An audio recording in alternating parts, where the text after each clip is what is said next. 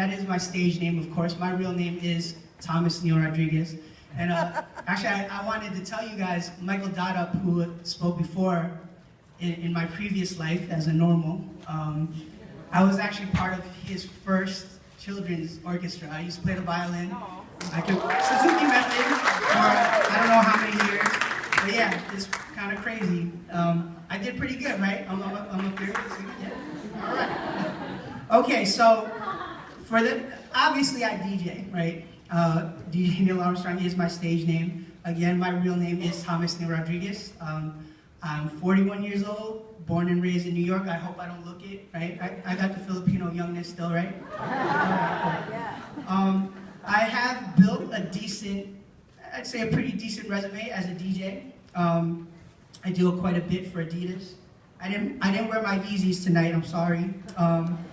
But I do stuff for the NBA, and I also used to DJ for Jay-Z, which is probably the thing that most people know me for.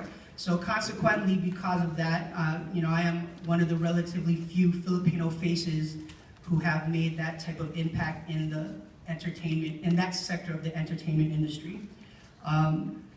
So I could talk about Jay, but I think more important is what happened before. And I think if you talk to anybody who has had some form of success, their success has been littered with a lot of failure, or the perception of that. And my story is no different. So if you go back, I grew up in New York. I went to school in Queens, born and raised in Queens, Flushing. I went to Bronx High School of Science, and I received a degree in chemical engineering from Cooper Union on a full tuition scholarship. So I'm a nerd by all, any gauge you want to use. I'm a super nerd. My first real job was as a technical associate at an investment banking firm called Credit Suisse, First Boston at the time, and is now, I believe, called Credit Suisse, without the First Boston. And at the ripe old age of 26, I had my own internet startup with some buddies of mine, and consequently, I also was like a director of technical operations at another startup. So I had these super, I wanted to sell the company and become a millionaire and retire by the age of 30. And I had like a really, really nice life, like that, a life that Filipino parents, American parents would be insanely proud of. I had a good job, I was gonna try to find a good woman, have the 2.5 kids, get the house with the picket fence. That was my trajectory. And then 2000 came along, and everybody got fired. It was the internet bubble. So I don't know how many of you guys remember that, but it was pretty crazy. CEOs were now baristas at Starbucks, that type of thing. And basically, it presented me with a choice. What am I going to do with the rest of my life? And at the time, I couldn't help but feel like a failure. I lost my job. The relationship I was in had dissolved. I was on unemployment. Just not good. Everything wasn't good.